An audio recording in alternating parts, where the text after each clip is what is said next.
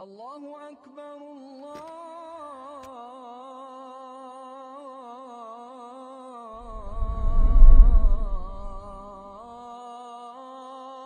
أكبر.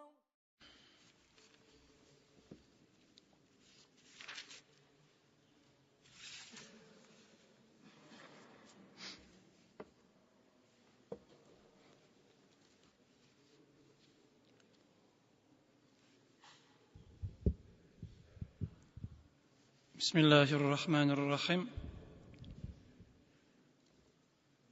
إن الحمد لله نحمده ونستعينه ونستغفره ونعوذ بالله من شرور أنفسنا ومن سيئات أعمالنا من يهده الله فلا مضل له ومن يضلل فلا هادي له وأشهد أن لا إله إلا الله وحده لا شريك له وأشهد أن محمدا عبده ورسوله صلى الله عليه وعلى آله وصحبه أجمعين. Восхваляем Всевышнего Аллаху Субханаху ва Тааля, который достоин всех наших похвал. К Нему прибегаем за помощью, и у Него просим прощения совершенных грехи, и к Нему прибегаем от зла наших душ и наших дурных поступков. Тот, кого Аллах Субханаху ва Тааля наставил на истинный путь, то никто не ведет его заблуждением. Тот, кого Аллах Субханаху ва Тааля ввел в заблуждение, то никто не сможет наставить на истинный путь. И я свидетельствую, что нет божества достойного поклонения, кроме Всевышнего Аллаха Субханаху ва Тааля, который един и нет у него товарищей. И свидетельствую, что Мухаммад, саллаллаху алейхи вассалям, его раб, его посланник. Амма ба'д.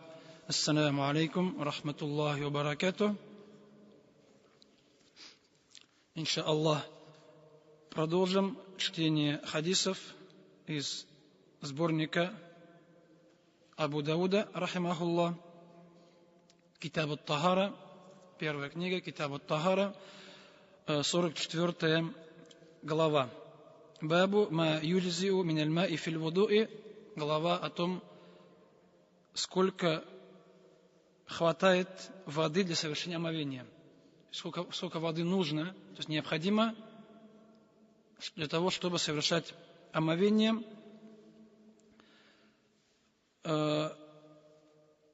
И сказал Абу Дауд, Сулейман ибн Аш'аф ас-Сулистани, рахимахуллах, حدثنا محمد بن كثير قال حدثنا حمام ابن يحيى عن قتادة ابن دعامة عن صفية بنت شيبة. Женщина, которая идут споры между учеными, видела или не видела на посланника Аллаха саллаллаху ан Аишата, со слов Аиши, радаллаху анха, уммуль му'минин, мать правоверных, супруга посланника Аллаха саллаллаху анна набия саллаллаху саллям кана ягтасилу бис-са'i, то, что пророк саллаллаху саллям совершал гусль одним са'ом воды, ва ятаваддау биль-мудди, и совершал омовение одним муддом воды. В те времена не было понятия литр, поэтому они использовали свои меры объема, то есть там даже не было мер веса, были меры объема. Поэтому здесь са и муд — это, скажем, такие ведерки, сосуды, в которые входило определенное количество воды. То есть и один са. Обычно са у нас с вами вспоминается во время, то есть, в конце Рамадана, когда мы выплачиваем садака фитр, потому что пророк Мухаммад выплачивал, то есть и приказывал выплачивать один са. И один са, и вспоминается гусль одним са'ом воды и вуду, омовение одним муддом воды. То есть са это побольше, муд поменьше размером, и са это 4 мудда. То есть, получается, один са это вот 4, скажем, то есть на омовение было 1 муд, на гусль было в 4 раза больше воды. И между учеными есть разногласия в том, о размере и мудда, и са, естественно. То есть сколько литров входит в муд, и сколько литров входит, там, или килограмм входит в са. Обычно там используется здесь слово саун, са используется слово муд. Каждый из них измеряется еще ритлами, Потом они измеряются там еще мифкалем и так далее. Там, если открывать, посмотреть книги арабские, где приводятся меры объема, веса, то там приводится много разных слов. Скажем, но в наше время ни одно из них не используется. У нас есть литр, килограмм, так ведь? Литр есть у нас, килограммы, граммы есть. Потому что это вот пришло позже. Когда был пророк Мухаммад салям, то есть литр, килограмм еще не было у людей. Все было, скажем, ведерками, то есть тазами, ведерками, там, скажем, такими определенными сосудами. И по мнению имама, здесь вот муд, сколько будет муд, да?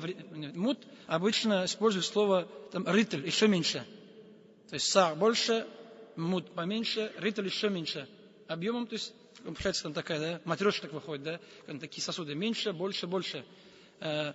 И, то есть, один муд, по мнению имама Шафи'и, это один рытль примерно, это 450 грамм. Один рытль примерно 450 грамм. Или миллиграмм воды, там, да, сосуд, в котором вмещается 450, скажем, миллиграмм воды, ну, чуть меньше пол-литра воды. По мнению Шафи'и, один муд, это рытль и еще треть. Получается, где-то 600, да, получается. По мнению, то есть один муд, по мнению Шафи'и, это 600 миллиграмм. То есть, ну, больше пол-литра. А по мнению Абу Ханифы, муд входит 2 ритля, получается 900 миллиграмм. Почти литр. Вот когда получается вот один муд, вроде бы, это или там обычно иногда говорят, что муд это вот столько вот, да, когда две вот руки ставишь вместе, две пригоршни полные, называется муддом. То есть, когда вот так набрать, да, конечно, не знаю, сколько влезает, не измерял сам. Но обычно говорят, что муд это или вот столько начинается, получается, вот с горкой, да, чего-то там вещества, или получается вот этот сосуд, да. То они примерно, может, одинаковые. Поэтому вот муд, по мнению Шафи'и, это 600 миллиграмм, по мнению Абу Ханифы 900 миллиграмм. И выходит то, что если по мнению Шафи'и на тахарат нужно было 600 миллиграмм, чуть больше пол-литра, по мнению Абу Ханифы выходит почти литр воды на тахарат. Выходил пророк Мухаммад саллям, и выходит на гусль, по мнению Шафи'и, выходит там 2 литра 400 миллиграмм, да, потому что 600 же 4 умножаем, то есть 4, скажем, саа, в одном саре 4 муда, получается 2,5 литра примерно, по мнению Абу Ханифы выходит там 3,5 литра.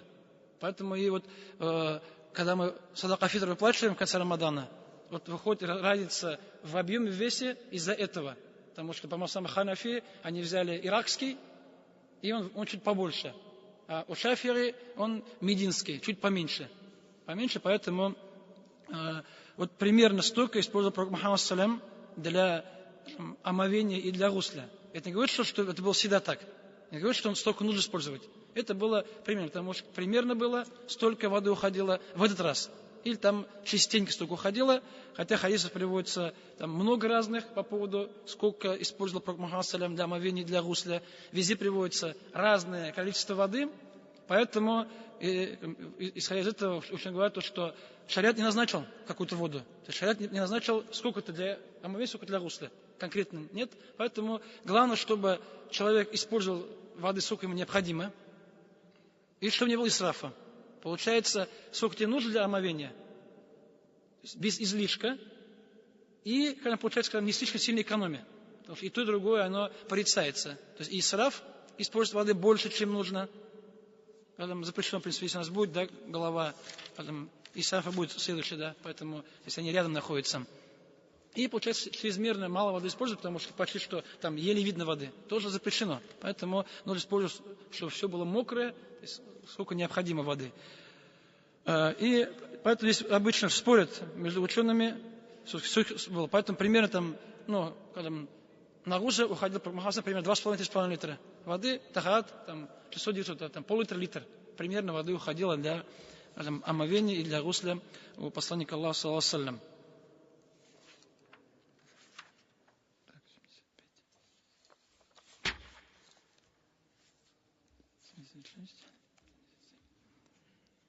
И قال Абу Дауд, то есть, и, как я сказал, что есть разные риваяты, то есть, поэтому неважно, сколько это будет, все это примерно, поэтому конкретного количества воды, вот столько на тахарат, сколько на гусль использовать, не назначено. Поэтому воды бывает много, бывает мало, так получается, там, человек там может, раз там, да, может побольше, поменьше, да, то есть у кого-то больше рука, у кого-то меньше рука, да, там, поэтому здесь не поставишь конкретно для всех одинаковую норму, поэтому вот все указывает то, что все это является примерным. примерным. И قال Абу Дауд, сказал Абу Дауд, раваху Абан, хадис привел Абан, ан Катада, со слов Катады, قال самирту Софията, который сказал, что я слышал, что София сказала, просто Катада, он Ибн Даама, известный ученый, то есть и муфассир, и ученый тафсиром, и ученый хадисов, но он был, называют муделлис, немного там хитрил иногда. То есть они и были большие ученые, но иногда допускали определенные такие вещи, когда немного хитрили. То есть не обманывали, а просто что-то там скрывали. Поэтому называется тадлис, скрывание чего-то, чтобы, какой-то может человек, который там не очень сильно его скрывали и так далее. Поэтому Катада, когда говорит просто ан, от, получается проблема. Если скажет я слышал, значит уже не проблема. Тогда он точно слышал.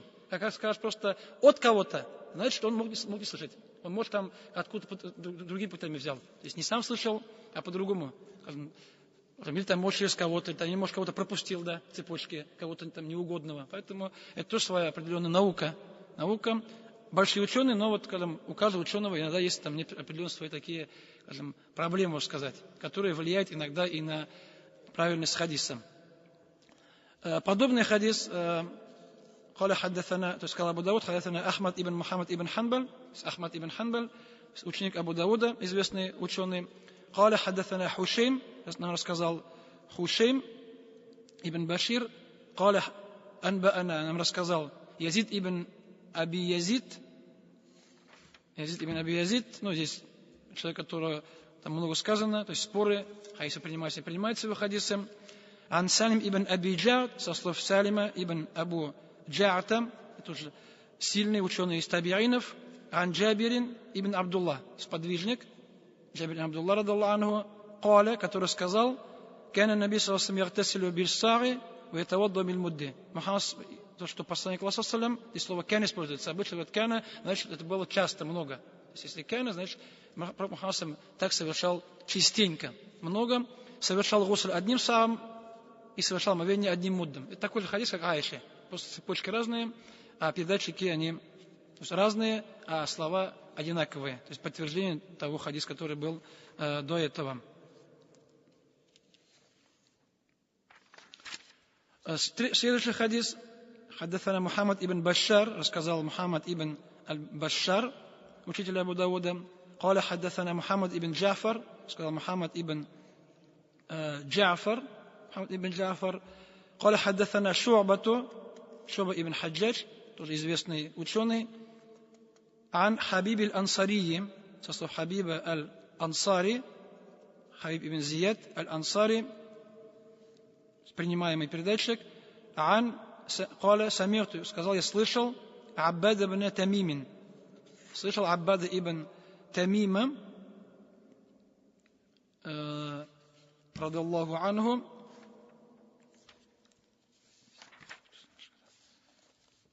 ан джаддатихи, со слов его бабушки Аббада ибн Тамима, вахия умму Амарата, которую звали Умму Амара, أن النبي صلى الله عليه وسلم توضأ فأتي بإناء فيه ماء, что Пророк Мухаммад саллям пожелал совершить омовение, и ему принесли сосуд с водой, в котором было воды قدر ثلثي المد, в котором было воды 2/3 мудда. То есть не муд полностью, там не пол-литра, чуть меньше, 2/3 было, там грамм 300, скажем, да, примерно. Грамм 300 было, если смотреть, то 450. Если брать, то есть выходит, то есть, один муд, да, 2 литра, да, примерно столько выходит. Да. Примерно там пол-литра там, или грамм 700, да, там 600-700 миллиграмм воды было, и Пророк Мухаммад совершал омовение, меньше было, так мудда. Там же было муд сказано, здесь 2/3 мудда, значит уже еще меньше воды. Где-то пол-литра, там, или чуть больше пол-литра, скажем, смотря кто сколько считает. Поэтому здесь меньше, чем там, значит, ему и меньше возможно. То есть, примерно муд плюс-минус, когда получается там где-то грамм 600 миллиграмм, то есть плюс-минус, там 500, 600, 700, 800, и поэтому, по-моему, вполне хватает так столько воды для омовения каждому человеку, там не надо 2-3 литра воды, там пол-литра, там литра тоже много, там литра можно несколько раз взять иногда. Поэтому, пример, как мы совершаем омовение, когда если берем не с крана, где-то там с умывальника там, да, или кумганом и так далее, там мало уходит. Это у нас с крана утекает воды больше, там разов, может, сколько там, да, в пол, там, в раз, да, воды больше уходит. Поэтому количество воды, здесь было где-то пол-литра, да, примерно воды, меньше, чем муд. Сказал Абу Дауд, قال حدثنا محمد ибн Саббах аль-Баззар, рассказал Мухаммад ибн Саббах аль-Баззар, есть такой сборник хадисов, аль-Баззаз, аль-Баззаз, сахиб ас-Сунан. Может приводить то, что у нас есть Абу Дауд, Тирмизи, Насаи, Ибн Маджа, как известные. Еще есть сборник аль-Баззаза есть. И там еще много разных сборников, которые, русскоязычные иногда и даже не слышали. Поэтому сборник хадисов не только Бухари, Муслим, там Абу Дауд, Тирмизи, Насаи, Ибн Маджа, 6 сборников. Их намного больше. Их десятки, сотни сборников разных. Просто нам известно, некоторые известны, больше известны, другие менее известны людям. Есть вот сборник Сунан аль-Баззаза. Аль-Баззаза. قال حدثنا شريك, нам сказал Шарик ибн Абдулла, ан Абдуллах ибн Айса, со слов Абдуллаха ибн Айса, ан Абдуллах ибн Джабрин, со слов Абдуллаха ибн Джабра. Здесь тоже споры по поводу этого передатчика. По поводу передатчика, о его имени. Ан Анас ибн Маликин, со слов Анаса ибн Малика, известным сподвижником, قال, который сказал, كان النبي صلى الله عليه وسلم يتوضأ بإناء, Пророк Мухаммад совершал омовение из сосуда يسع ратлейни, в который вмещалось 2 ратля или ритля воды. ويغتسل بالصاع, и совершал гусль одним саам воды. Получается, в сосуде, где было 2 ритля, это примерно, как говорится, что это, или же выходит, примерно, там, если смотреть, там, если 65 грамм, получается 900 литров, да, 900 миллиграмм воды, почти литр. То есть, значит, был сосуд, там вмещалось воды почти литр. И Мухаммад совершал омовение с этого сосуда. То есть, опять-таки, меньше литра, почти под литр. И совершал гусль одним саам воды, как уже было в тех хадисах сказано. То есть, здесь везде приводится примерно одно, да. То есть, литр, скажем, да, 2-3 литра воды. Примерно 2,5, там, 3 литра воды примерно. И قال Абу Дауд, ورواه شعبة, хадис передал Шу'ба, قال حدثني عبد الله بن Джабр. Там был Абдулла ибн Джабр, здесь получается Абдулла ибн Джабр. То есть там или к отцу или к деду отношение имеет. قال سمعت أنس, не сказал, что я слышал, Анас ибн Малик сказал. إلا أنه قال, но он сказал, يتوضأ بمكوك ولم يذكر رطلين. То, что Мухаммад совершал омовение одним маккук, еще один мера объема воды. То есть маккук называется, как са, как мут, как ритель или как ратель. А маккук обычно это вмещается 1,5 сага воды. То есть сутка тут вмещается 1 саг и еще полсага. 1,5 сага воды, то есть там литр 4 с лишним, да. Но здесь все ученые говорят, что вероятно всего здесь маккук не используется в своем назначении прямом, а используется что 1 мут воды. Потому что 1,5, там, это, на тахарат, если используют 4 литра воды, это же много так ведь. Поэтому, если сказать, что Мухаммад совершал омовение 4 литрами воды, везде было где-то пол-литра, а здесь стало 4 литра воды примерно, это слишком много будет. Поэтому ученые говорят, что, вернее всего, здесь имеется в виду, как сказал Навави, что здесь имеется в виду не что 1 мут, да, например, там пол-литра воды, примерно это имеется в виду, а не имеется в виду, скажем, его, настоящая его своя величина, то есть не 1,5 саа воды, не 4 литра. Потому что на гусля столько воды Пророк Мухаммад не уходило. А здесь на тахарат используется столько, поэтому слишком много получается воды, поэтому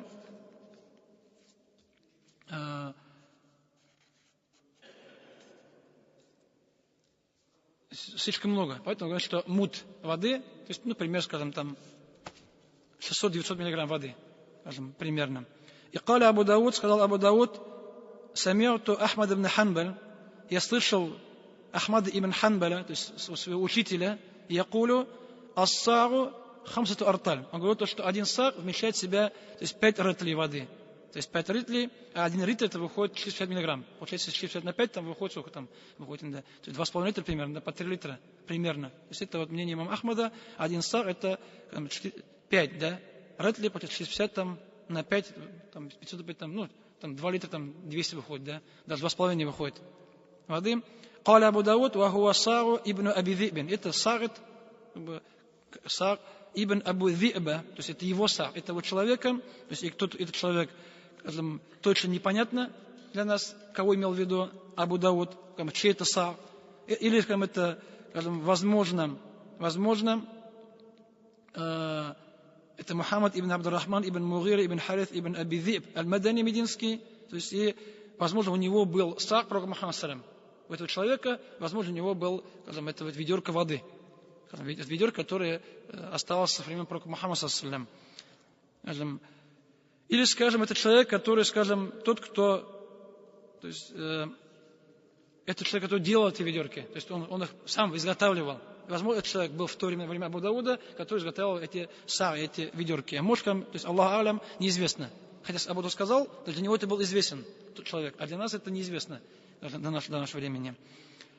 И он сказал, что ваху Сару Наби Сасам. И этот Сар, это, который сказал имам Ахмад, Сара и Сар ибн Аби Зиба, это Сар, посланник Аллаха, саллаллаху алейхи вассалям. То, что получается где-то там 5 ратлей, примерно там 2200, 2300, скажем, да, 2400 примерно. Это, скажем, Сар жителей Хиджаза. Хиджаз это Мекки Медины. То есть, скажем, у нас Хиджаз это область, потому что слово Хиджаз часто используется, это область, скажем, вот берег Красного моря. Получается еще где-то там внизу есть Йемен, есть, чуть выше есть Наджран, и потом там чуть южнее Мекки, Медины и там, получается, до Иордании. То есть доверх там до Иордании, это что называется область Хиджаз, вдоль Красного моря. И вот получается вот этот Хиджаз, обычно там, скажем, у них как бы вот, месяц, у них все было там, у них язык был одинаковый и другие вещи, поэтому дальше язык был другой, там Неджд и так далее, там племена, уже язык отличался. Вот Ахли Хиджаз, они вот, это большая площадь, даже в арабском языке, обычно вот это, скажем, диалект Ахли Хиджаз. Скажем, это Мекка, Медина, там и еще вот там много племен, да, которые жили на этой территории. И вот по имам Ахмад, это вот Сар, жители Хиджаза, то есть там, где жил посланник Аллаха, салям, родился в Мекке и переселился тоже в Хиджазе, в город Медина. А говорит, в Ираке, то есть там, где жил Абу Ханифа, у них тоже был Сар, ведерко, но оно было чуть побольше, чем мединский. Мединский чуть меньше, он чуть побольше был. То есть в Ираке используют только его, и поэтому Абу Ханиф сказал, что, скажем, Сар, он является чуть больше, да, там 8 ратлей. Получается 8, это получается там чуть 3-4 литра выходит, да, с лишним, может, там 3,5 и так далее литры воды. Потому что один муд 2 литра 900 миллиграмм. Получается 900 миллиграмм, то есть, скажем, 60 на 8, да, то есть 900 на 4, там 3,5, 3600. Поэтому вот разница, скажем, вот в размерах между учеными, скажем, из-за этого. То есть масаб Абу Ханифы, там, масаб Абу Суфьян ас-Саури, что он побольше, а Шафи'и, Ахмад, ну, Малик, понятно, имам города Медины, он говорил, что Сар поменьше. То есть, и вот из этого, то есть, и количество воды там, и количество садака фитр отличается именно из-за этого в масхабах, из-за того, какой Сар принимается. Поэтому результат, то, что конкретного количества воды для тахарата не установлено, человек может совершать сколько пожелает, главное, чтобы не было исрафа, и чтобы не было, скажем, чрезмерной экономии для этого. И поэтому автор сразу же после главы «Сколько нужно воды для омовения» приводит следующую главу, 45 главу, «Бабун филь исрафи филь вуду». Глава об исрафе, строительство в омовении. Получается, он показал, сколько нужно, и сразу сказал, что, скажем, нужно использовать сколько нужно, не больше необходимого. Некоторых версий приводится, что это глава нежелательности, то есть запрещенности, нежелательности исрафа. Исраф это, скажем, исраф переводится как, скажем, переход границы. Исраф получается, то есть приступать к границе, то есть нужного, необходимого. Скажем, и, как сказал Аллах Субхану Тааля в Коране, «Вакулю вашрабу валя тусрифу». То есть Аллах приказал, сказал, ешьте, вашрабу пейте и не делайте исраф. Получается, скажем, не переходите, скажем, получается, границы дозволенного. Здесь, скажем, это, что не делать исраф, имеется в виду, скажем, вот у вас границы есть халяля, от границы не переходите, то есть харам не кушайте. Потому что вот поставил он границы, то, что есть, пить можно, и там есть то, что запрещено, да, за границей. Получается, когда человек, если человек начинает кушать харам, он, получается, когда он приступил границу. То есть Аллах поставил ему предел, он перешел предел.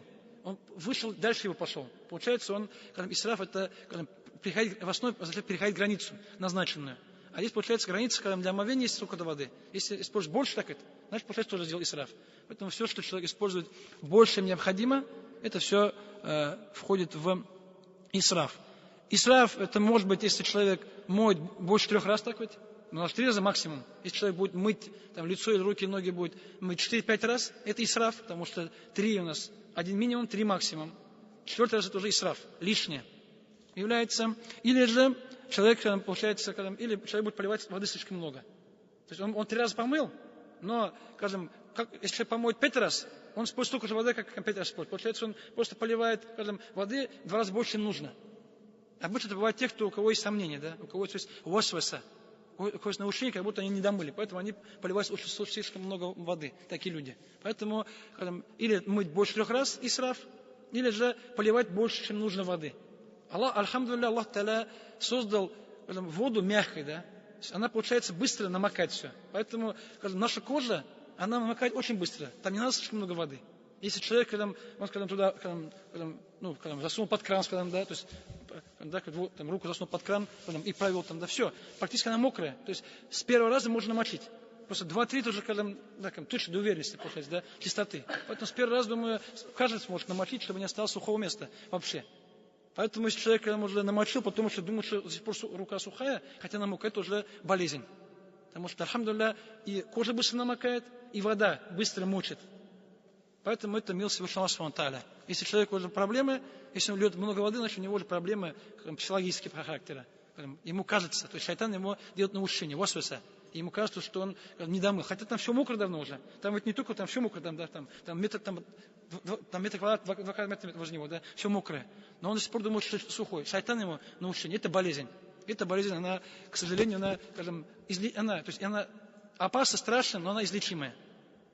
Потому что у меня просто братья были, которые этим страдали, тахат брали по 15-20 минут. Это уже болезнь. Потому что тахат там сколько там, моментально, там 3 секунды, минуты, да, максимум. Это нормально. Если человек берет тахат 5 минут, это уже болезнь. Это уже ненормально. Если берет 10 минут тахат берет, это уже совсем уже. Поэтому один брат, когда там детский лагерь был, тахат берет, он, помоги. Потому что дома у него проблемы. Он в ванну там закрывается и полчаса никого не пускает. Не пускал, по крайней мере, в свое время. И там, когда берем тахат на улице, он помыл там, 1, 2, 3, там, стоп, по рукам бью, стоп, все же мокро же. Он опять моет, там начинает, вот так он был по рукам, несколько раз делал, уже проще стало. Потому что если человек рядом есть, пока там, смотри, все же, видишь, мокро, да, куда дальше моешь?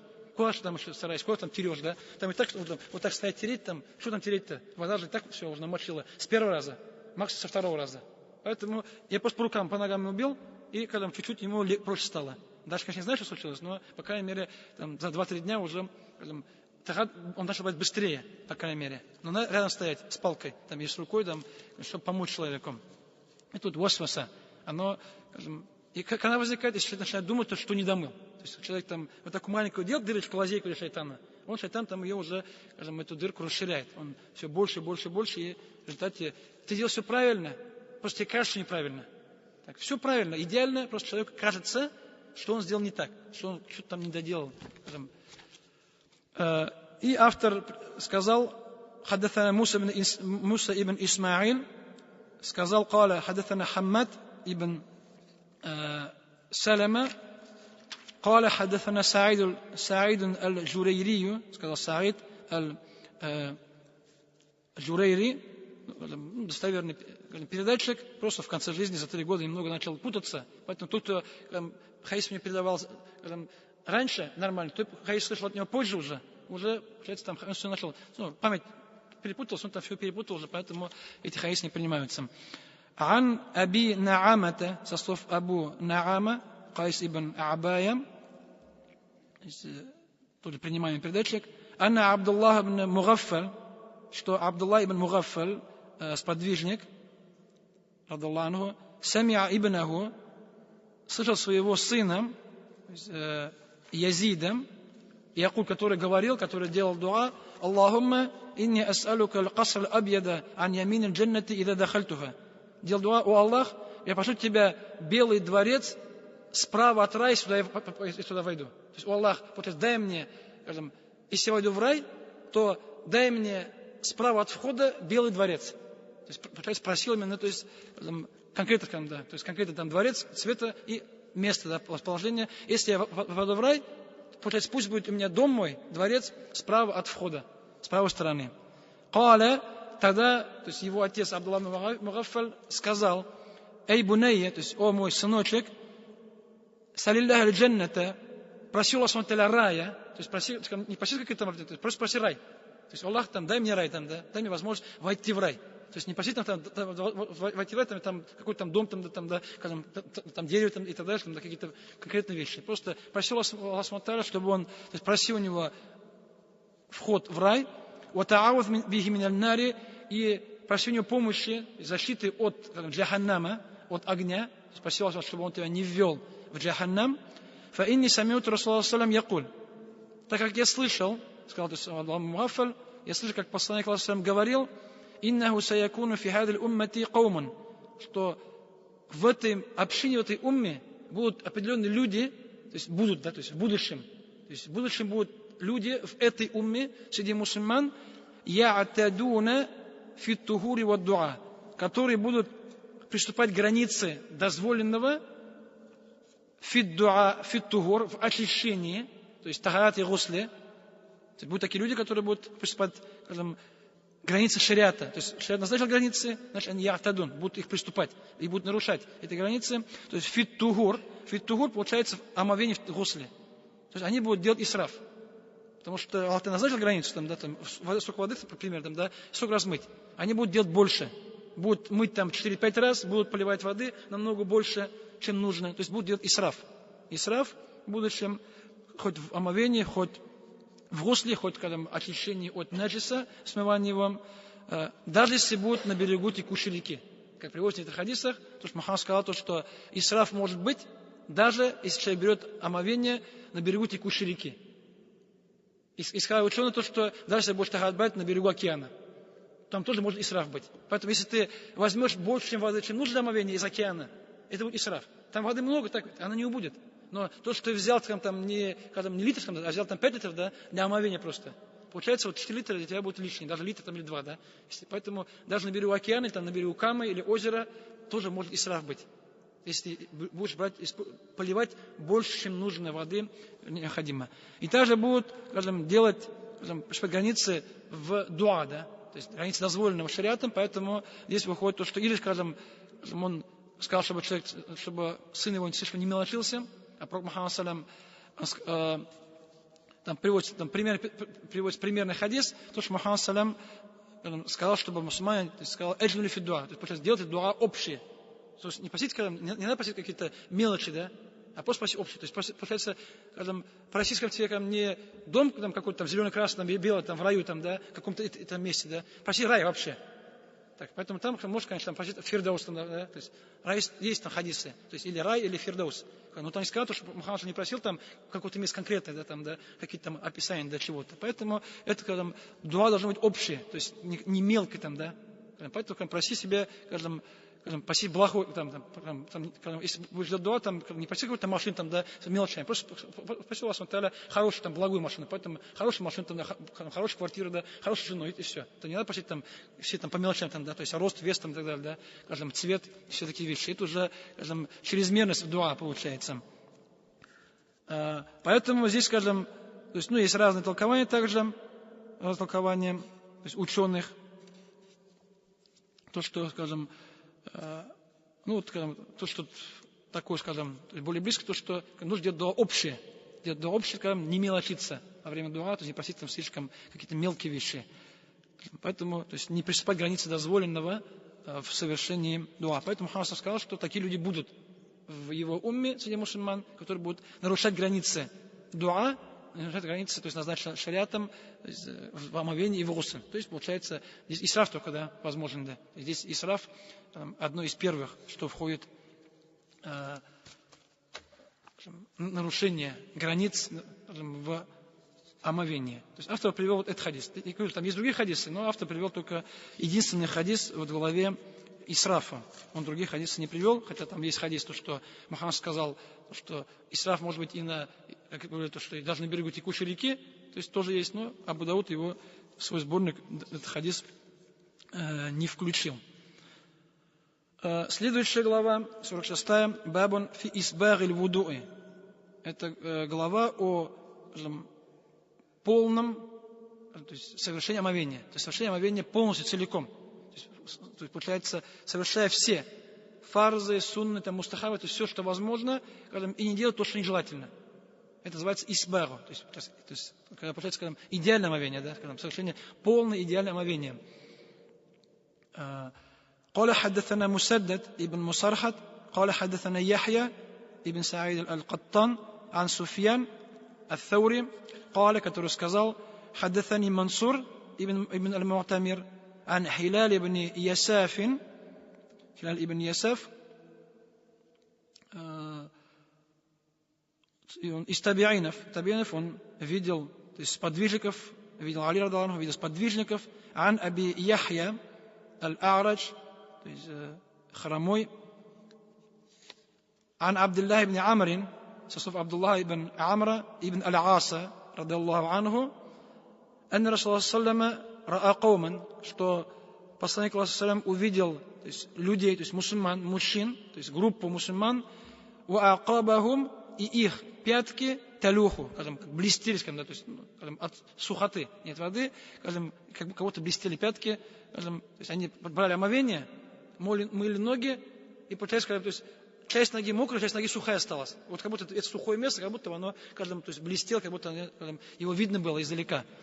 Факали, это Мухаммад сказал им, вайлюль иля кавм минан нар, сказал, что горе, скажем, пяткам, получается, горем хозяин этих пяток, то есть горе хозяин пяток, скажем, мина огня. То есть огнем, получается, скажем, Мухаммад предупредил то, что, скажем, что тем хозяевам этих пяток, которые не домыли их, свои пятки, то им, получается, огонь, джаханнам, им угроза. Асбигуль вуду, совершать омовение полностью, то есть до конца, ничего не оставляя. И хадис приводит в сборниках Бухари и Муслима. Данный хадис, то, что, скажем, то есть горе, да, погибель, скажем, в огне тем, кто свои пятки не домыл во время омовения. Этот хадис приводится, он приводит в сборнике Муслима, то есть полностью, что когда, то есть сказал Абдуллах ибн Амр ибн Ас, что когда мы возвращались с Пророком Мухаммадом из Мекки в Медину, и когда, говорит, дошли до воды, то есть в пути, то есть воды не было, дошли до воды, там уже время аср намаза и кинд намаза, скажем, поджимал уже. Поэтому сахаба начали совершать омовение очень быстро, в спешке. И когда Мухаммад дошел до них, то Мухаммад чуть позже шел. Когда дошел, увидел, что там омовение, и что-то не добывают. И поэтому Мухаммад сразу жил и громким голосом предупредил там их, то, что вам здесь воля, это погибель, да, то есть там наказание, то есть джаханнам, горе, погибель тем, кто не домывает свои ноги. Во время омовения Мухаммад их предупредил, показав, что это неправильно, так как омовение нужно, чтобы все было мокрое, чтобы ничего сухого не осталось, абсолютно, чтобы все, часть тела, которые мы моем, они были мокрыми, то есть ничего сухого уже не оставалось, поэтому Мухаммад предупредил то, что погибель, то есть вейлюн, это халяк, то есть здесь хизюн, позор, халякун, погибель, машакка, то есть трудность наказания. Это слово и в Коране приводится, так, вейлюн, да. Вейлюн и в Коране приводится примерно такое же. То есть наказание, погибель, также иногда приводится, что, скажем, какой-то там долина на дне джаханнама, это приводится иногда в толковании в тафсире. Получается, то есть здесь сказано, пятки, получается, хозяин пяток, да, то есть обладателем этих пяток, которые их не домыли. Поэтому сказал Мухаммад, что мойте, вам горе, если не домойте, и совершите омовение полностью, целиком, чтобы все было, то есть все, что было там, и все было мокрое, чтобы ничего сухого у вас не осталось. Поэтому и данный хадис показывает, что мыть ноги обязательно, то есть они приводятся в суре Майд, в 6 аяте, то есть и мойте ваши ноги, там сказано, знаешь, хадис говорит, что ноги являются мыть обязательно в омовении, то есть и протирание ног, то есть просто протирание голых ног, оно считается неправильным, поэтому большинство, то есть все ученые ислама считают, что ноги нужно мыть, и только некоторые там часть ученых, которые считают, что ноги можно протирать. Это приводится, от шиитов приводится, скажем, от шиа, от имамия, то есть, скажем, их, скажем, то, что ноги протираются, не моются вообще, то есть ни масса не делается, ни ноги не моются, только голую ногу протирают. Это можно увидеть у шиитов в настоящее время. Или, скажем, это были там вахириты. Вахириты, то есть они некоторые считают, что, скажем, что ноги можно протирать. Но в основном ноги нужно обязательно мыть, потому что все хадисы, в которых приводится описание омовения пророка Мухаммада саллаллаху алейхи ва саллям, там везде сказано, что он мыл ноги. То есть и он, и сахабы, которые обучали, потом табиинов и так далее, все везде они одинаково мыли ноги, и не приводится ни в одном, то есть риваяте, ни пророк Мухаммад, ни сахаба, ни табиинов, что кто-то из них ноги протирал. Поэтому, то есть Мухаммад саллаллаху алейхи ва саллям, если протирал бы хоть раз в жизни, да, тогда это было приведено. То есть, получается, даже там слова хадис не приводится. То, что Мухаммад протирал ноги, поэтому эта вещь является действительной. А то, что касается, то есть откуда можно взять протирание ног, откуда взялось, это взято из аята в суре Маида, 6 аят, аят омовения в суре Маида, и сказано, мы с вами читаем, в Коране сейчас у нас написано «Ва арджу лякум иля ка'байн».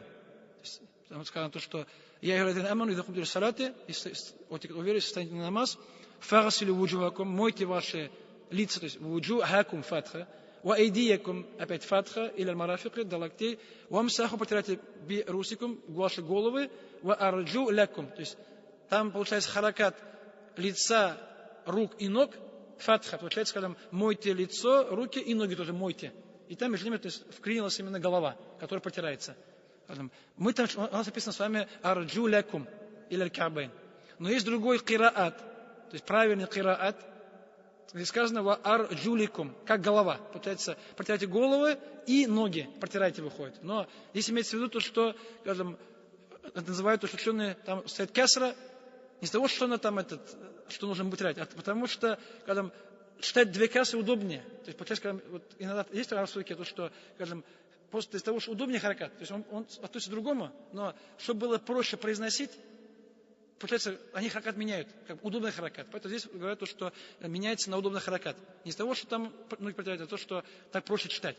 И во-вторых, сказано то, что пророк Мухаммад многие мыл так, да, и протирал, когда на ногах что-то было, да, хуф. Когда был на ногах хуф, обувь кожаная, он ее протирал. Поэтому, если ноги босые, мы их моем, если на ногах есть обувь кожаная, значит, мы их можем протирать. И тем самым 2 кираата, они объединяются между собой. А то, что протирать просто голые ноги, на такое нет довода.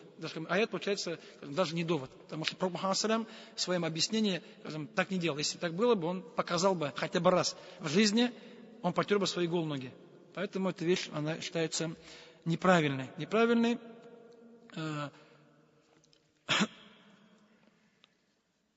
Поэтому нужно стараться все вымыть. Алхамдулилlah, вымыть легко, да. Если человек не спешит, там, да, то есть чуть-чуть там, задержался минут 10 секунд, 15-20, да, там все можно домыть. Там ничего сухого не останется. Поэтому это несложно. Просто сахаба, получается, они спешили.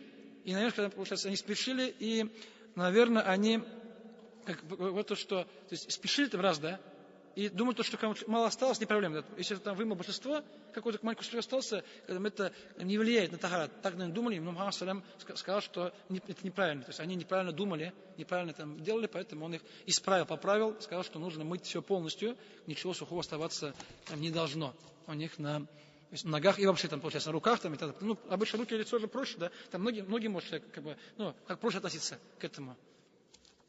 Поэтому сказано то, что именно, то есть ноги, здесь, потому что руки, лицо обычно не приводится. Там человек домывает уж, там, чтобы сухо осталось, такого не бывает.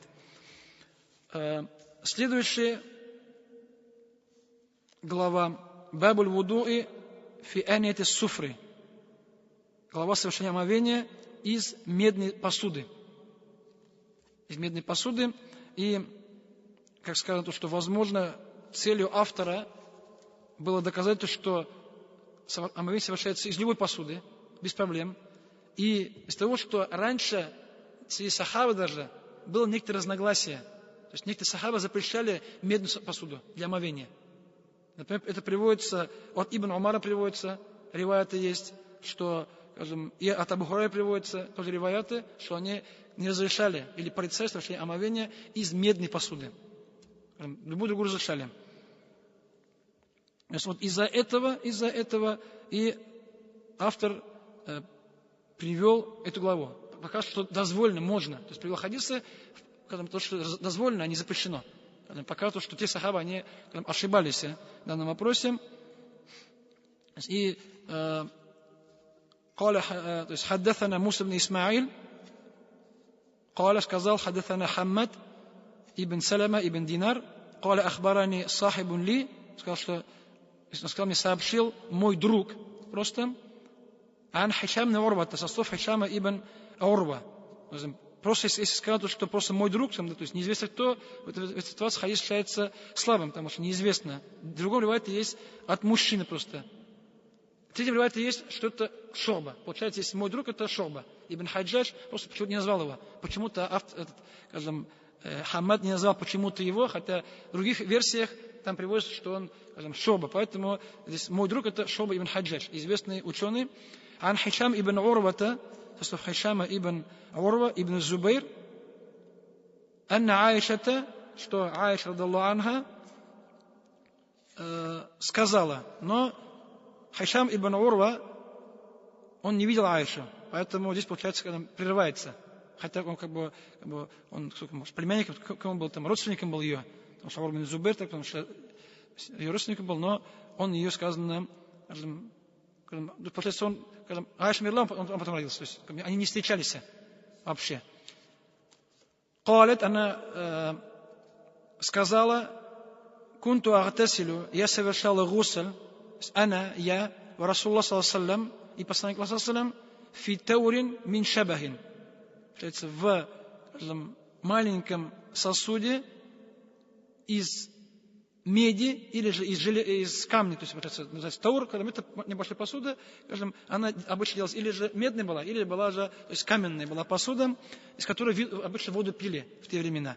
Иногда из него иногда еще и брали омовение и пушили. Получается, у них сосуд, и пили, и ели, там, и тахат брали из одного сосуда, посуды. И, скажем, то есть вот шабах, то есть миншабах, и он был похож на золото, потому что медный же блестит же. Получается, медный больше как золото же, да? Как золото, поэтому, получается, он, был медный, похож на золото. Поэтому, брали омовение из такого сосуда. И поэтому хадис показывает то, что омовение совершать из меди, хотя она там, как золотая, кажется, да, совершать дозволено, потому что, это не золото же, так ведь. Просто цвет похож. Не говорит, что если сейчас все желтое будет блестящее, не золотое, запрещать, что ли? Но только золото запрещено, все другое же, металлы, хоть похоже, они запрещены, в принципе. Поэтому хадис указывает, что совершала омовение из такой посуды. То есть, Пророк Мухаммад совершал. То есть, гусль, значит, омовение совершал, значит, это является дозволенным, незапрещенным данное действие. И хаддатана Мухаммад ибн Аля, ибн Курейб, ан Исхак ибн Мансур, им рассказал, им хаддатахум, ан Хамад ибн Салама, ан Раджулин, то есть здесь опять он Шобу назвал, просто мужчин назвал, а не по имени, ан Хишам, ан Абихи, то есть от Хишама, от отца. Получается, то есть Хишам ибн Урва, а Урва уже Аишу видел. Получается, там под предыдущий хадис, он там между Хишам и Аишей, отец пропущен, да, получается, он его не упомянул. А здесь сказано от Хишама, от отца, от Аиши. Значит, все, иснад уже полноценный, ан Аиша. И Мухаммад совершал. Поэтому два хадиса приводятся, то, что дозволено. Поэтому в наше время нет проблем. Кто у вас совершает омовение из медной посуды в наше время? Где у вас медная посуда есть? Дома. Поэтому просто приводится, чтобы понять, что для чего привел Абу Дауд? Кто-то из сахаба запрещал из-за этого, показать, что дозволено, что то мне неправильно. Из-за этого. Поэтому такое приводится, то, что когда фиг открываешь, там, да, иногда приводится, из какой посуды брать тахат желательнее. Даже приводится, какая посуда, какой материал посуды приводится. Потому что использовать Пророк Мухаммад, то использовать, рекомендуют некоторые ученые. Вот поэтому такие вот есть тонкости. Даже какой там был желез, там был там медный, был там, да, и так далее. Там, материал посуды, с которым момент совершается или не совершается. Да. И такое приводится. Еще один хадис. Здесь же приводится. قال حدثنا حسن ابن علي قال حدثنا أبو الوليد هشام بن مالك والسهل ابن حماد قال أبو сказали حدثنا عبد العزيز بن عبد الله بن أبي سلمة عبد العزيز ابن عبد الله ابن أبي سلمة кто звали Аль-Маджишун, известный больше как Маджишун. Маджишун. И почему его звали Маджишун? Потому что у него щеки были красные. И эти люди, они были персами были. Персами, поэтому его называли по-персидски называли Махгун, как называется. Таджикский знаешь, таджикский, нет? Здесь Махгун, что такое примерно, да. То есть, как бы красошлюки, по-таджикски назвали красошлюким его. Арабы, получается, слово услышали и передали на арабский язык. Поэтому слово Маджишун, оно это просто, как послушать арабам персидская речь. И так назвали его. То есть Маджишун. Вот, так бывает, что человек слышит, то услышал, то и сказал, да, под себя подстроил. Поэтому там было, персидский был, то есть, Махгун, да, получается, что-то, Махгун, да, примерно, да. Арабы послушали, Маджишун послушалось. И так они его назвали из-за этого. Они его щеки подобили луне, получается. И назвали Маджишун, это известный, скажем, факих ученый. Ученый фикха, скажем, автор многих книг, получается, фикха, достоверный передача хадисов. Это человек. Ан Амр ибн Яхья, ан Аби, со слов его отца, Яхья ибн Имара, ан Абдуллах ибн Зейдин, ибн Асим, то есть подвижник, قال, جاءنا رسول الله صلى الله عليه وسلم, к нам пришел посланник Аллаха صلى الله عليه وسلم, فأخرجنا له ماء في تور من صفر فتوضأ. И мы ему вынесли сосуд с водой, который был медный сосуд. То есть мы вынесли ему, пророк Мухаммад салям, медный сосуд с водой, и он взял омовение с этого сосуда. Хадис приводит в сборнике Муслима, Бухари. Поэтому Бухари то, что пока что дозволено. Поэтому то, что там Ибн Амар Абу Хурайра говорили, то, что нельзя, это мнение опровергается тем, что пророк Мухаммад совершал, иначе какого запрета в этом вопросе, скажем, нет. Все получается нормально. Поэтому вот такие вот главы приводят ученые иногда. Может, для нас не важно, да? Но из того, что разногласие было между учеными, даже в этом, можно нельзя совершать омовение из меда посуды. Вот даже из этого ученые, опровергая, приводили хадисы. Доказывают, что так делать можно.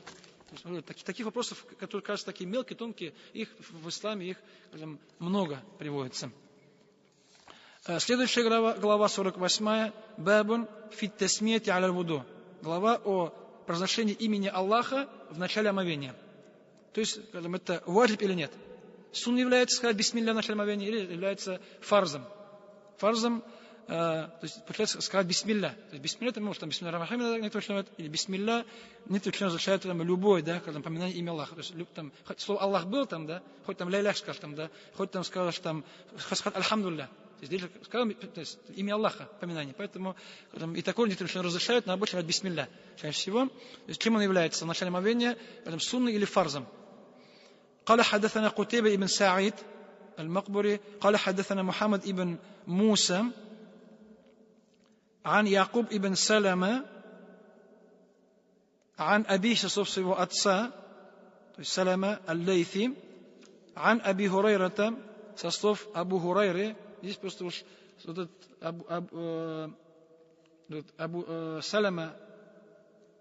Салама аль-Лейthi, который передал, получается, хадис от Абу Хурайры, и от него передал его сын, и этот человек, от него приводит только один хадис. В сборнике Абу Дауд ибн Маджа есть только один хадис этого человека, и то вот этот хадис о произношении имени Аллаха в начале омовения. Больше нигде хадисов не переводится вообще. То есть, в этих двух сборниках. Ан Аби Хурайра, это со слов Абу Хурайра радиллаху, قال Расулуллах саллаллаху алейхи ва саллям, сказал посланник Аллаха саллям, ля салата, то есть нет намаза, лиман ля вуду лаху, у того, у кого нет омовения. То есть нет намаза, намаз неправильный, у того, у кого не было омовения, тахарата. Это понятно, это вещь известная, исходя из аята, исходя из других хадисов, что нет намаза у того, у кого нет омовения. Получается, намаз неправильный, недействительный. Намаз не принимается, потому что есть омовение, есть намаз. Нет омовения, нет намаза. Не важно, там, даже если ты забыл, что не было омовения, прочитал намаз, потом вспомнил, у тебя нет намаза. Потому что омовения нет намаза в любом случае. Не важно, как там прочитал, там, забыл, не забыл и так далее, роли не играет. То, что нет омовения, нет намаза. Вот такое правило, да. Валя вуду, и нет омовения, лиман лам ядхкур исма Аллахи та'аля алейхи, у того, кто не помянул имя Аллаха перед омовением.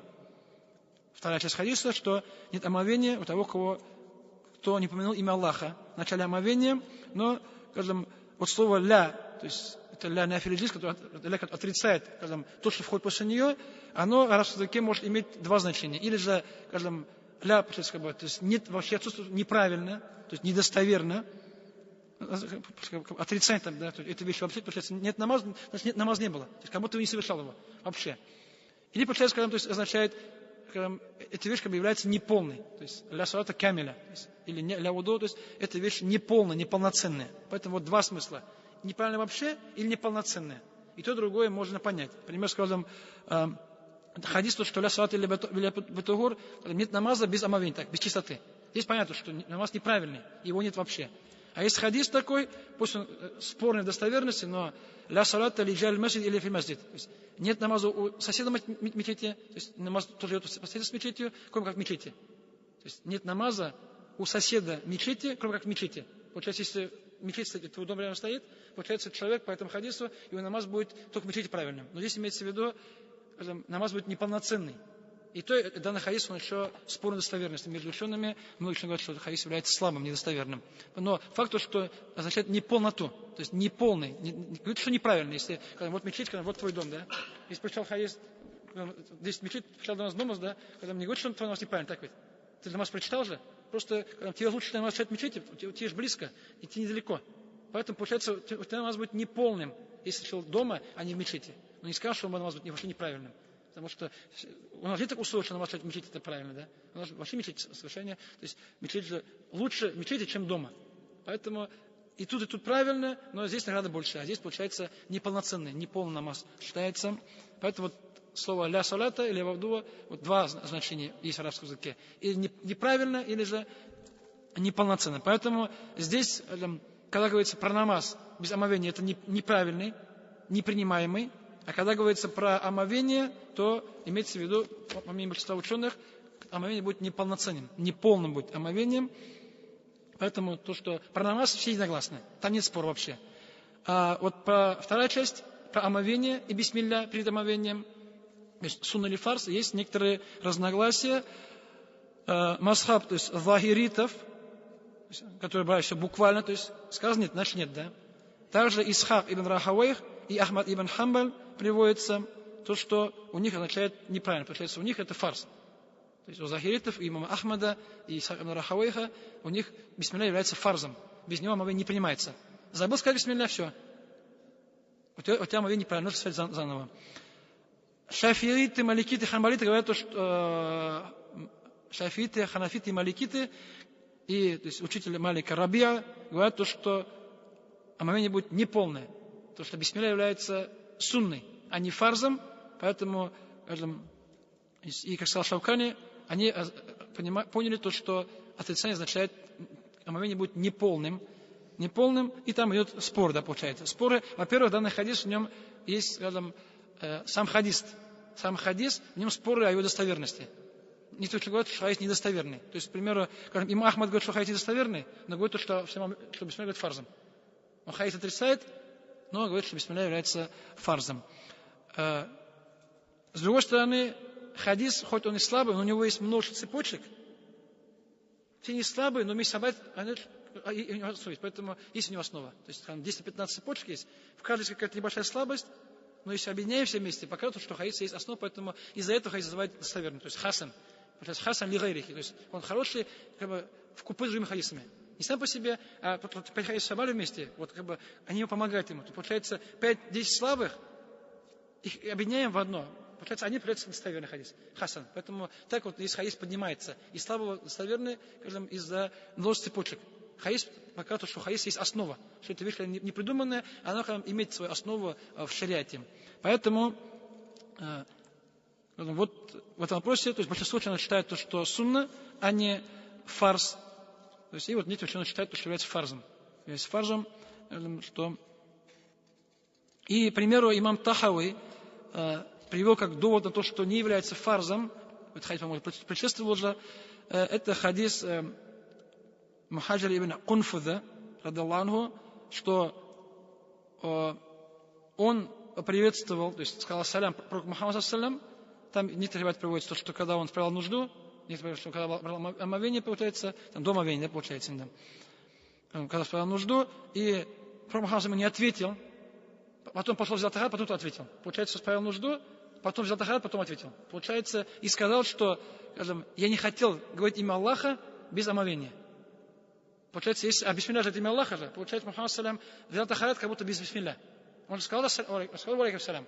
Здесь ассалям имя Аллаха. И там бисмилля сказал. Поэтому, получается, можно понять то, что Мухаммад справил нужду, взял тахарат, потом и сказал сподвижнику, что я не захотел произносить имя Аллаха без омовения, будучи нечистым. Получается, он омовение взял без бисмилля, что ли? Так выходит. Поэтому отсюда можно понять то, что бисмилля не является фарзом, а является действием желательным. И если человек, скажем, например, забыл сказать бисмилля в начале омовения, то, скажем, как приводит, скажем, Ибн Хумам, то есть ханафийский ученый, в толковании книги Хидая, если человек забыл сказать бисмилля в начале омовения, потом в середине уже не говорится. Потому что все уже поздно. То есть только в начале, до омовения. А в середине омовения сказать бисмилля уже, говорит, скажем, толку нет, уже опоздал. Вот когда мы кушаем, так кушаем, там можно сказать, да, там, вначале забыл, в середине можно, да, сказать, бисмилля фи авалихи вахри сказать. Здесь омовение сказал, не сравнивается, поэтому здесь сказали, тем более нет хадиса, что есть только в начале омовения, в середине же не приводится хадис, чтобы сказать. Поэтому, если вначале не сказал, в середине уже сказать получается поздно, в отличие от кушания, в отличие от еды. И еще один хадис, в этой же главе, и последний хадис в этой главе. Хаддасана Ахмад ибн Амр ибн Сарх, сказал Ахмад ибн Амр ибн Сарх, قال حدثنا ابن وهب عبد الله بن وهب عن الدراوردي عبد العزيز قال وذكر ربيعة, сказал, что и упомянул Рабиа ибн Аби Абдуррахман, что называют его Рабиа ар-Ра'и называют. То есть Рабиа получается, то есть ар-Ра это ум, это логика получается. То есть Рабиа, который выносил решение, опираясь на свою логику, на разум. Рабиа это шейх, учитель имама Малика. Рабиа учитель имама Малика, большой сильный ученый, один из муфтиев города Медины в свое время. И когда он умер, сказал Малику, что когда он умер, Рабиа, то, скажем, как бы сладость фикха ушла вместе с ним. Малик не учился всю жизнь, и когда он умер, то он сказал, что сладость фикха умерла вместе с Рабиа. Рабиа известный большой ученый города Медины. Рабиа, анна тафсира хадис Наби саллаллаху, что толкованием хадиса пророка Мухаммада саллаллаху, ля вуду лиман лам ядхкур исми Аллаха алейхи, что нет омовения у того, кто не помянул имя Аллаха перед ним, аннаху алладhi тавадду яхтасиб, что это толкование хадиса, это касается тех, кто совершает омовение и гусль, валя янви вудуан лисалати, и он, говорит, не намеревается делать намерение во время омовения для намаза, или, говорит, валя гусль не джамат, или гусль, говорит, перед джуном, да, после. Получается, по мнению Рабиа, он понял то, что не бисмилля, он понял намерение, то есть нет.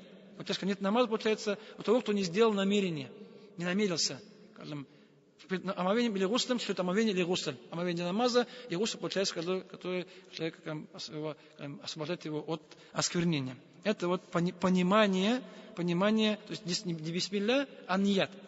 По моему мнению, что это является здесь намерение, а не бисмилля. Он так понял. И, скажем, намерение в омовении, оно, в отличие от бисмилля, мы сказали, что у нас бисмилля, Ахмад сказал, что фарс. Малик, Шафи, Ахмад, Абу Ханифа сказали, что сунна. А намерение там по-другому. Намерение, там, Малик, Ахмад и Шафи сказали, что ният является условием обязательным. Масаба Ханафи не является условием. Масаба Ханафи намерение омовения является сунной. И откуда все пошло, к примеру, то есть, проблема, то есть, разногласия.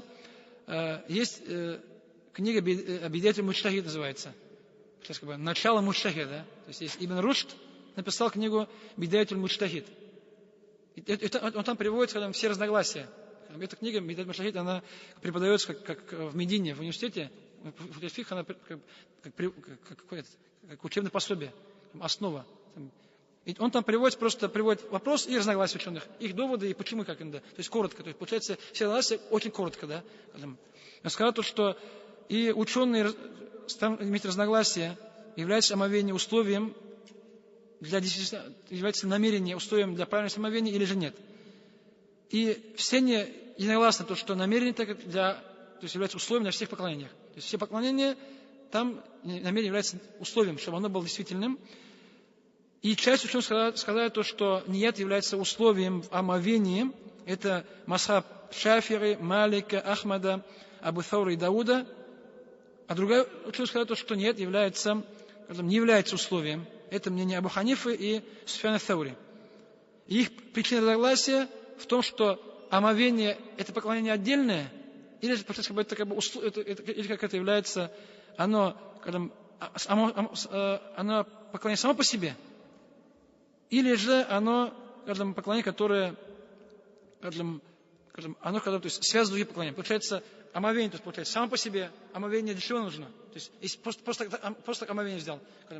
Человек, для чего омовение берем? Намаз, чтобы намаз правильно. Поэтому получается, ханафиты поняли то, что омовение это условие намаза.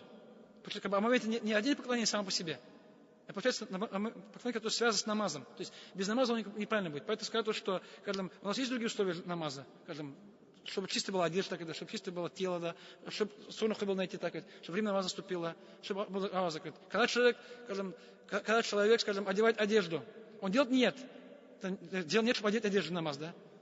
Когда человек вступает в суру кибла, он делает нет, чтобы поправить суру кибла. Когда время намаза наступает, мы делаем нет, чтобы время намаза наступило. Нет же. Поэтому получается, как кибла, одежда, то есть время намаза и так далее, и омовение, получается, как они, то есть не надо нет делать. Просто взял и все. А другие ученые сказали, что это отдельное поклонение. Намаз отдельно, это отдельно. Поэтому кто посчитал, что они отдельные, сказал, что нет условия. А как ханафиты посчитали, что это просто условия, как все остальные условия, которые это не отдельное поклонение вообще. Оно связано с намазом. Оно отдельно не может быть вообще никак. Сказали, что получается нет сунна. Но в любом случае, чтобы, то есть по масхабу ханафи, чтобы поклонение было то есть, правильным, не условие, но чтобы был саваб, нет условия. Если хочешь награды, намеревайся. С другой стороны, кто из вас совершает омовение, не думая об этом? Кто совершает омовение, то есть не подумав заранее, что совершает омовение? Кто делает на автомате, да, или во сне? Поэтому человек в основном, он все равно так думает заранее. Поэтому фактически 99% все намереваются.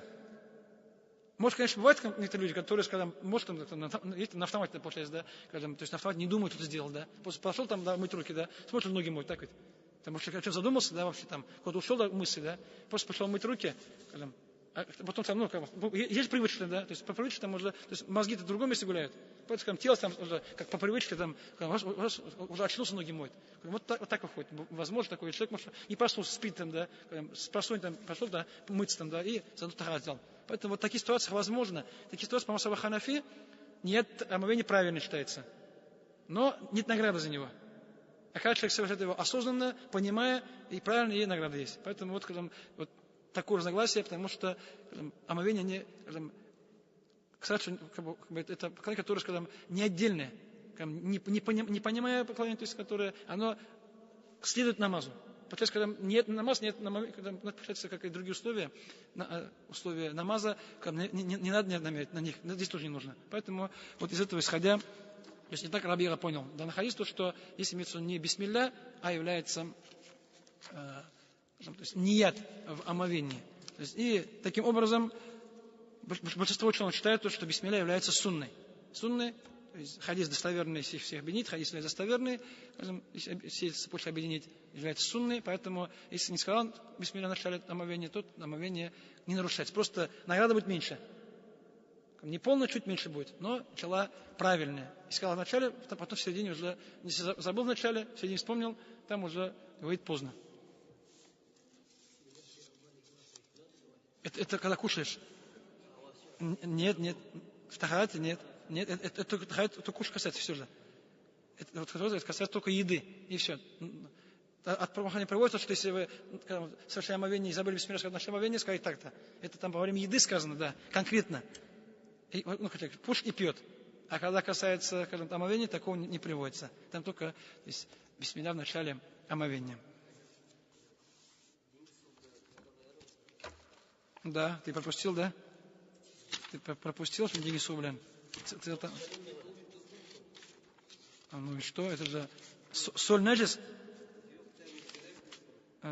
Нет, там, чтобы изменять качество наджисом, да, то есть наджисом или камчутком, да, поэтому хадис же был же, про Мухаммад спросили, мы выходим вот в море на кораблях, на рыбалку, и берем с собой немного пресной воды, можно нам брать омовение морской водой? Мухаммад сказал, хуат тагурмау, сказал, что вода его очищающая, чистая, и мертвечина мертвые. Поэтому есть явный довод, что морская, соленая, океанская вода является пригодной для омовения. Это у нас был уже хадис.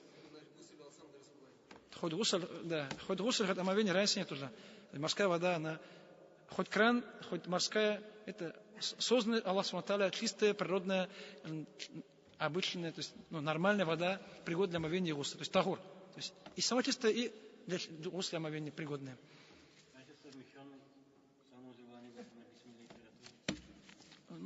Там просто, если только поделить, там это туалет, это отдельно же. Там, если сказать, что ты справа нужду, там, да, смыл, потом туалет закрыл, там, до крыши, потом подошел, там, когда не сказал бисмилля, потому что это как раньше туалет был такой, где там, как сортир, есть же там деревенский туалет. Сейчас же у нас унитаз все смывается, грязь не остается же, он уходит. Поэтому, в принципе, конечно, есть проблемы, но попроще. Джазакум Аллаху хайран, баракаллаху фик.